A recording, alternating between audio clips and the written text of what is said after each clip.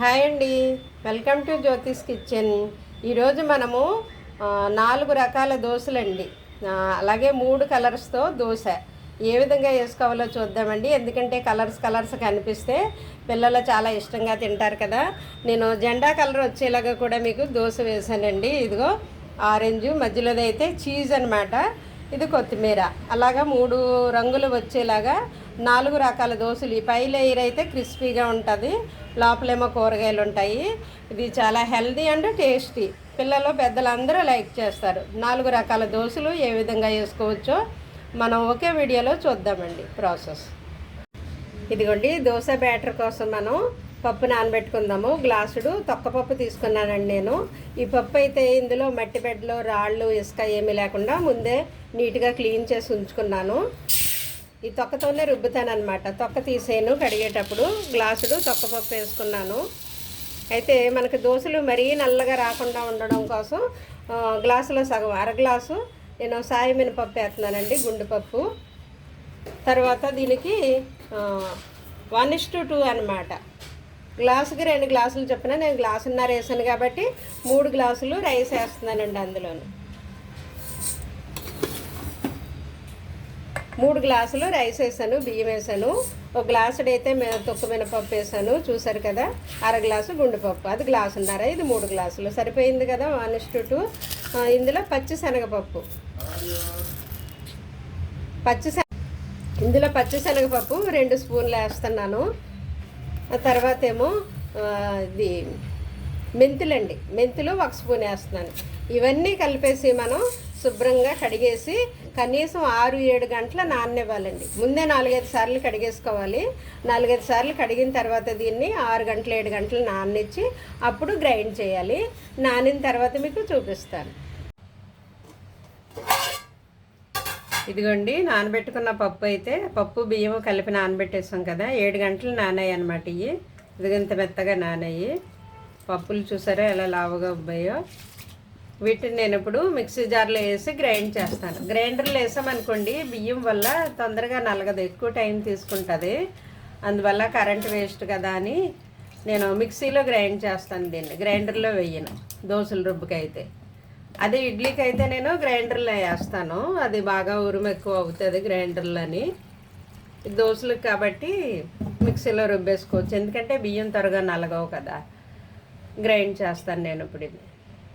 ఇవి ముందే కడిగి పెట్టుకున్నాం కదండి మనం, అందువల్ల ఈ వాటర్ వలకబోయొద్దు, ఇదే వాటర్తో రుబ్బాలన్నమాట. ఎందుకంటే ఈ నానిన తర్వాత ఇందులో అన్ని పప్పులో పోషకాలు అందులోకి వచ్చేస్తాయి కదా వాటర్లోకి. అందువల్ల ఇప్పుడు కడగకూడదు, ముందే కడిగి నానబెట్టాలి. ఇప్పుడు అదే వాటర్తో రుబ్బేయాలి. ఇదిగోండి, రుబ్బిన తర్వాత మన దోశ బ్యాటర్ ఈ విధంగా రెడీ అయ్యింది. కొంచెం నల్లగా ఉంటుందండి, మనం తొక్కతో రుబ్బుకున్నాం కాబట్టి ఏం పర్వాలేదు. టేస్ట్ అయితే బాగుంటుంది చూడడానికి నల్లగా ఉన్నా కానీ. ఎందుకంటే అన్నీ పాలిష్ పట్టినవి తినడం వల్ల ఈ రోజుల్లో అందరికీ బీపీలు షుగర్లో కదండి. అందువల్ల అప్పుడప్పుడు ఇలాగ మనం తొక్కతో కూడా తింటూ ఉండాలన్నమాట. అందుకే మేము బ్రౌన్ రైస్ కూడా తింటాము. అయితే దీనికి సరిపడా సాల్ట్ ఇప్పుడే కలిపేస్తున్నానండి నేను.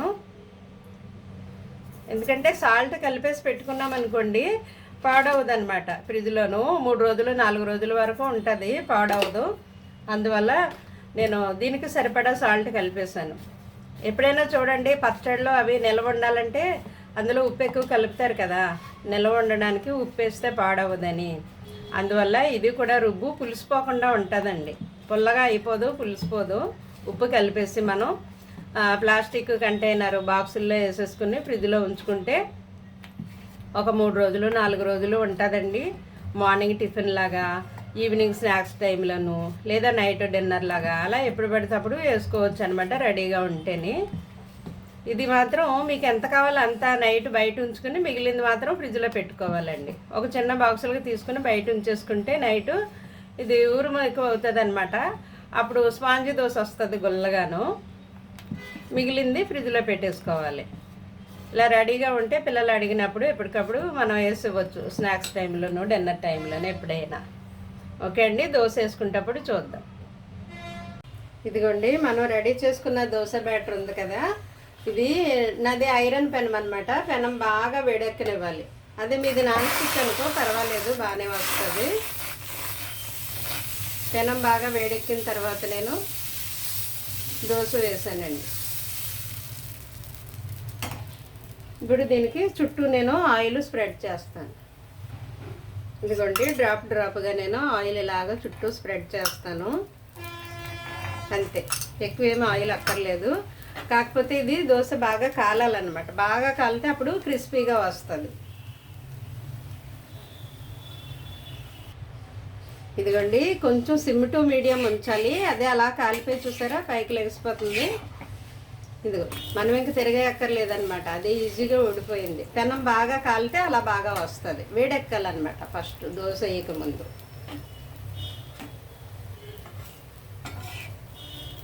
వేసేటప్పుడే పలచగా వేయాలండి. పలచగా స్ప్రెడ్ చేస్తే ఇది కనుక వేడివేడిగా తింటే క్రిస్పీగా ఉంటుందండి. ఇది చాలా క్రిస్పీగా ఉంటుంది. నేను ఇంకోటి వేసి చూపిస్తాను మీకు క్రిస్పీ దోశ.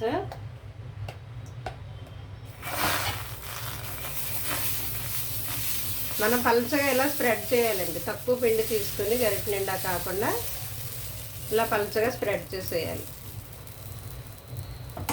ఇప్పుడు దీని చుట్టూ మనం ఆయిల్ వేద్దాం.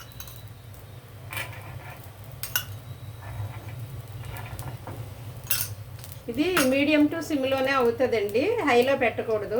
క్రిస్పీగా రావాలంటే కనుక కొంచెం అలా నెమ్మదిగా కాలనివ్వాలి. దానికి అదే ఊడిపోతుంది అనమాట లేయరు. ఇప్పుడు దీన్ని మనం తిరగేద్దామండి. ఇది ఈజీగానే ఊడిపోతుంది చూసారా. నేను ఆయిల్ ఎక్కువ వేయలేదు, అయినా కానీ ఈజీగా ఉడుతుందంటే పలచగా వేయాలి దోశ. దోశ వేయకముందు పెనం బాగా వేడెక్కాలన్నమాట. ఇది ఐరన్ది కాబట్టి. ఓకే, ఇప్పుడు స్పాంజ్ దోశ వేద్దాం. ఇది అయిపోయిన తర్వాత మనం అదే రుబ్బుతో స్పాంజ్ దోశ వస్తుంది, క్రిస్పీ దోశ వస్తుంది. ఇదిగోండి ఇది అయిపోయింది. ఇది కరకరలాడుతూ క్రిస్పీగా ఉంటుంది అనమాట. ఇప్పుడు మనం స్పాంజ్ దోశ వేద్దాం.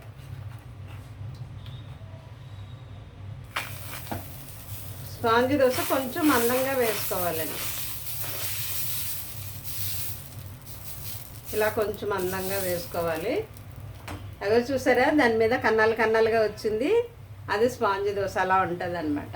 దాన్ని కూడా మనం స్లోగా సిమ్ టు మీడియంలోనే కాలనివ్వాలి. ఇదిగోండి స్పాంజ్ దోశ కూడా మనం తిరగేద్దాం. ఈజీగానే వచ్చేస్తుంది. అంటే పెనం వేడెక్కడంలో ఉంటుంది, పిండి రుబ్బుకోవడంలో కూడా ఉంటుంది, ఆ కలిపే ఇంగ్రీడియంట్స్ని బట్టి.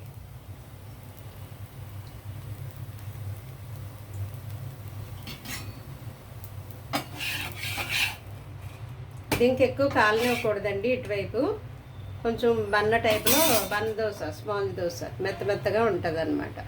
ఇంకోటి వేద్దాం మనం ఇప్పుడు ఇది తీసేసి.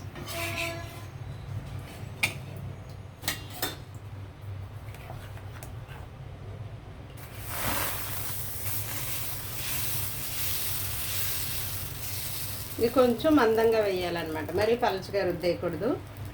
ఇప్పుడు చుట్టూ ఆయిల్ వేద్దాం.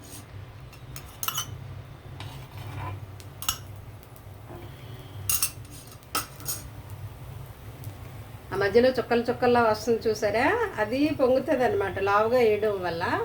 అప్పుడు అది మెత్తగా స్మూత్గా ఉంటుంది. అదే స్పాంజ్ దోశ. ఒకసారి దీన్ని కూడా మనం తిరగేద్దాం.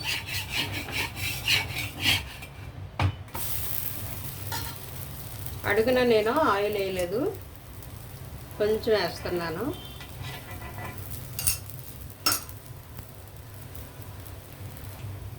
దీన్ని కూడా తిరగేద్దామండి. ఇందుగా అయిపోయింది. ఇప్పుడు మనం మరలా క్రిస్పీగా కరకరలాడే దోశ వేద్దాము. దీనికోసం అయితే తక్కువ పిండి తీసుకుని చుట్టూ ఎక్కువ స్ప్రెడ్ చేయాలన్నమాట. పల్చగా ఇలా పల్చగా స్ప్రెడ్ చేయాలి. దీనికి చుట్టూ ఆయిల్ వేయాలి.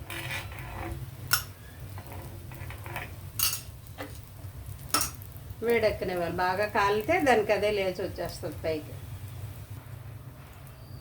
ఇదిగోండి తిరగేద్దాం మనం ఇప్పుడు దీన్ని. చూసారా ఈజీగా వచ్చేస్తుంది. తిరగేద్దామండి మన దోశ. ఇప్పుడు ఈ విధంగా కనుక మీరు వేస్తే ఇది కరకరలాడుతుంది అనమాట, క్రిస్పీగాను. మళ్ళీ ఇంకోటి చూపిస్తాను మీకు. స్పాంజ్ దోశ వేస్తున్నాను.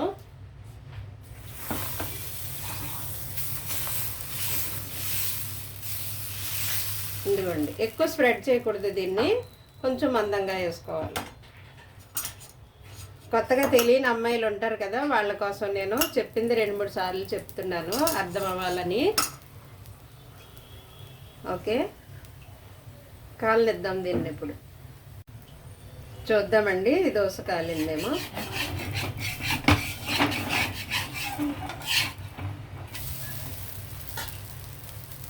ఆయిల్ తక్కువైనప్పుడు కొంచెం అలాగా అడుగంటుతుంది, ఆయిల్ ఎక్కువ వేస్తే పైకి లెగుస్తుంది అన్నమాట దోశ.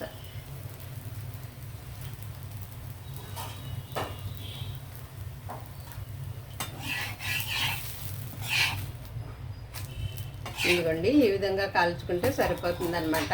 ఇది స్పాంజ్ దోశ. ఇప్పుడు ఆనియన్ దోశ వేసుకుందామండి.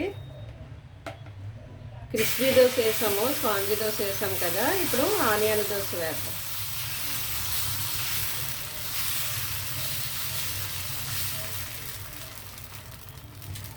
ఓకే, పైన ఇప్పుడు నేను ఆనియన్ వేస్తున్నాను.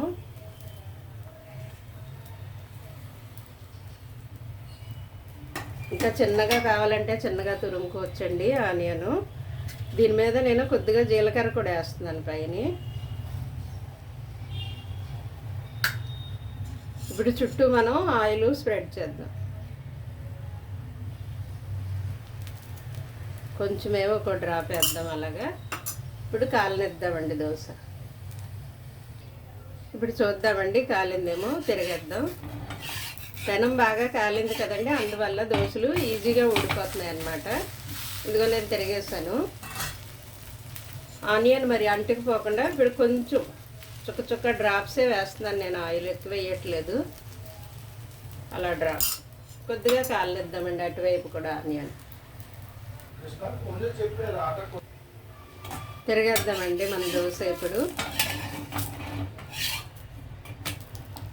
ఇదిగో చూసారా, ఈ విధంగా కాలితే సరిపోతుంది ఆనియను. మరీ ఎక్కువ కాలితే మాడిపోతుంది కదండి, బాగోదు. ఈ విధంగా కాలితే మనం తీసేసుకోవచ్చు దోశ. ఇప్పుడు ఇంకో దోశ వేద్దామండి.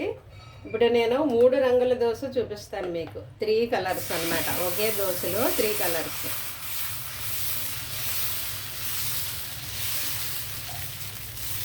ఇదిగో దోశ వేసేసాం కదా, ఇప్పుడు 3 కలర్స్ లేయర్స్ మనము వేయాలన్నమాట. ఇది బీట్రూట్ తురుమండి.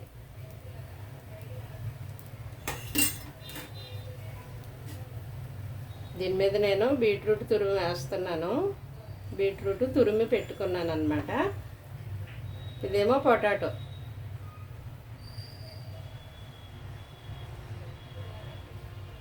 ఇది పొటాటో తురుము.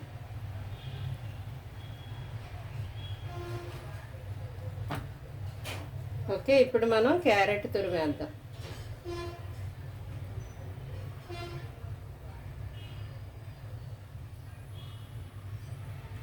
ఇదిగోండి, ఈ విధంగా.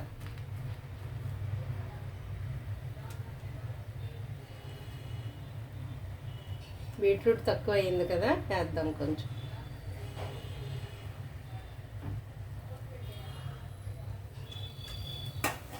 ఓకే, దీని చుట్టూ ఇప్పుడు మనం ఆయిల్ స్ప్రెడ్ చేద్దామండి. ఇందాక నేను ఆయిల్ వేయలేదు.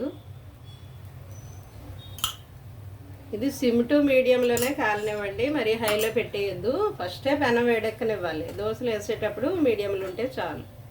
కొంచెం కాలనిద్దాం. ఇప్పుడు దీన్ని మనం తిరగేద్దామండి. ఒకసారి కాలింది, తిరగేద్దాం.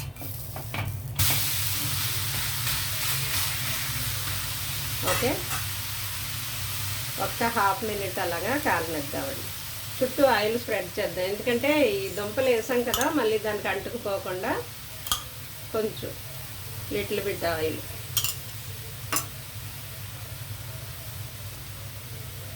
జస్ట్ తిరగేద్దాం. చూద్దామండి, దోశ తిరగేద్దాము. అది దుంపలన్నీ వేసాం కదా, ఇదిగో చూసారా, ఇవి కాలయ్యి. ఇప్పుడు మనం తిరగేయడం వల్ల కాలయ్యి. దీన్ని మడత పెట్టి తీసేసుకోవడమే. లేదంటే ప్లేట్లో ఇలాగే పెడితే పిల్లలు ఇష్టపడతారు, ఎందుకంటే 3 కలర్స్ కనిపిస్తాయి కదా వాళ్ళకి. ఈ విధంగా మనం మడత పెట్టకుండానే ప్లేట్లో ఇలా పెట్టేసుకోవాలండి 3 కలర్స్. ఇదిగోండి, మడత పెట్టకుండా ఇలా ఉంచితే ఈ కలర్స్ చూసి పిల్లలు తినడానికి ఇష్టంగా పరిగెట్టుకొస్తారనమాట. ఇలాగే ఉంచుదాం, ఈ దోశ మడత పెట్టొద్దు. అయితే అదే పద్ధతిలో మనం ఇంకో దోశ కూడా వేద్దామండి. మీకు తెలియడం కోసం నేను ఇంకో దోశ వేసి చూపిస్తున్నాను.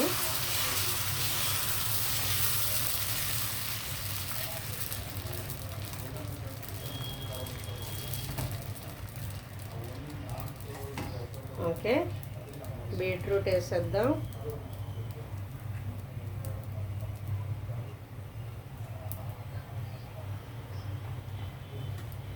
ఇక్కడేమో పొటాటో వేసేద్దాం. ఓకే, ఇక్కడేమో క్యారెట్ వేసేద్దాం.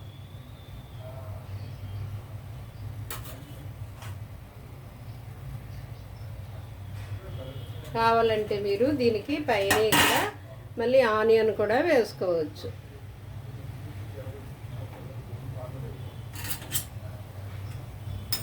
ఓకే అండి, ఇప్పుడు మనం దీని మీద ఆయిల్ స్ప్రెడ్ చేద్దాం చుట్టూరు. ఈ విధంగా అలా సిమ్లోనే కాలనిద్దాం. మరి దుంపలో పైన కుక్ అవ్వాలి కదా, మనం తురుమాం కాబట్టి, గ్రేట్ చేస్తాం కాబట్టి ఈజీగానే కుక్ అవుతుంది. సిమ్లో కుక్ అవనిద్దాం. చూద్దామండి, మన మల్టీ కలర్ దోశ కాలిందేమో, కాలిపోయింది. ఒకసారి దీన్ని కూడా మనం టర్న్ చేద్దాం. మరలా చుట్టూరు కొద్దిగా ఆయిల్ వేద్దామండి, ఒక డ్రాప్స్ లాగే వేద్దాం. మనం ఎక్కువ వేయక్కర్లేదు, కొద్దిగా కాలనిద్దాం. చూద్దామండి, మన multi colour dosa, 3 colour dosa కాలిందేమో చూద్దాము.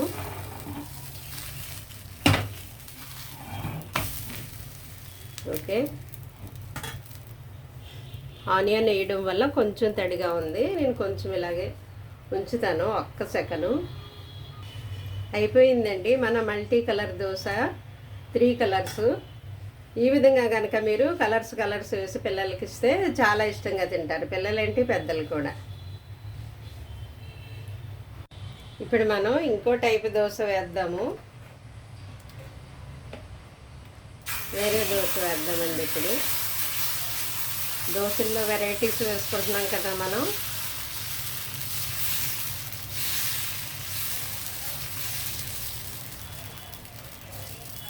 ఓకే, ఇప్పుడు 3 కలర్స్ 3 లేయర్స్ మళ్ళీ ఇంకో టైప్ ఆఫ్ వేస్తున్నాను అనమాట. మన జాతీయ జెండా కలరు ఇప్పుడైతే నేను వేసేది.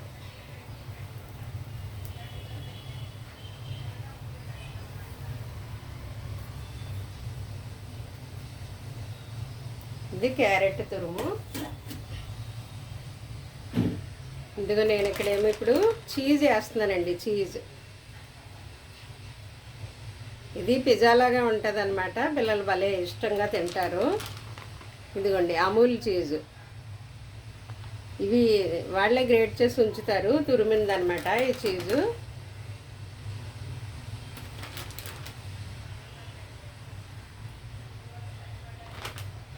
ఇప్పుడు ఇందులోకి నేను కొత్తిమీర తరిగి వేస్తున్నానండి. ఇక్కడ సరిపోయిందా? జెండా కలరు, ఆరెంజ్, వైట్, గ్రీన్.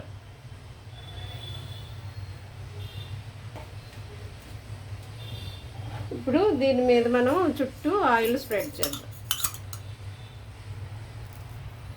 ఎక్కువేం అక్కర్లేదు ఆయిల్, కొద్దిగా. బాగుంటుందండి, పిల్లలు చాలా లైక్ చేస్తారు. ఇది చీజ్ ఉంటుంది కదా, వాళ్ళు పిజ్జా తిన్నట్టుగా ఉంటుంది అన్నమాట, బాగుంటుంది. కొంచెం కాలనిచ్చి తిరిగేద్దాం. చూద్దామండి, దోశ కాలిందేమో. ఈజీగానే ఊడిపోతుంది. దీన్ని మనం తిరగేయకూడదండి, తిరిగేస్తే చీజ్ ఉంది కదా పెనానికి అంటుకుపోతుంది. ఈ క్యారెట్ ఆల్రెడీ చిన్నగా తురుమాం కాబట్టి కుక్ అయిపోయింది.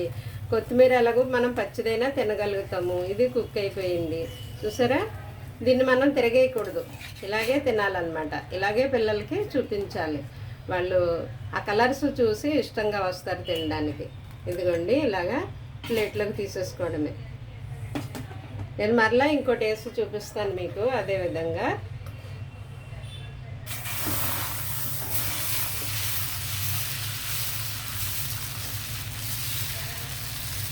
మరీ దలసరిగా వేయకూడదు, ఇది దోశ పలచగానే వేయండి. ఎందుకంటే మనం తిరగేయట్లేదు కాబట్టి బాగా కుక్ అవుతుంది. అడుగుని క్రిస్పీగా ఉంటుంది అన్నమాట. తిరగేయకపోయినా కానీ పలచగా వేస్తే క్రిస్పీగా ఉంటుంది. పైన ఇవి కూడా కుక్ అవుతాయి పలచగా వేయడం వల్ల. క్యారెట్ పచ్చిదైనా తినగలుగుతాం కదా.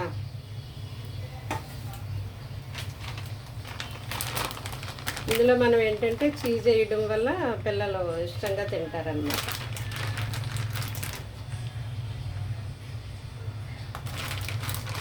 నేను చాలా వాటిల్లోకి వాడేసాను, ఇది చీజు అయిపోయింది, అందువల్ల ఉన్నట్టుగా వేసేస్తున్నాను. బాగుంటుంది చీజ్ వల్ల, పిజ్జా తిన్నట్టు ఉంటుంది, పిల్లలు లైక్ చేస్తారు. లేదంటే నేను ఇందాక వేసాను కదా పొటాటో తురుము, అలా కూడా మధ్యలో మీరు పొటాటో వేస్తే అప్పుడు జెండా కలర్ వస్తుంది మనకి. మధ్యలో వైటు, ఇది ఆరెంజు, గ్రీన్. ఇప్పుడు మరలా చుట్టూ మనం కొద్దిగా ఆయిల్ స్ప్రెడ్ చేద్దాం.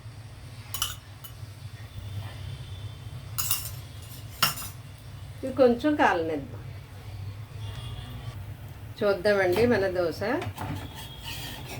ఇదిగో ఈజీగానే వచ్చేస్తుంది. దీన్ని ఇంకా తిరగేయకూడదు మనం, ఇలాగే.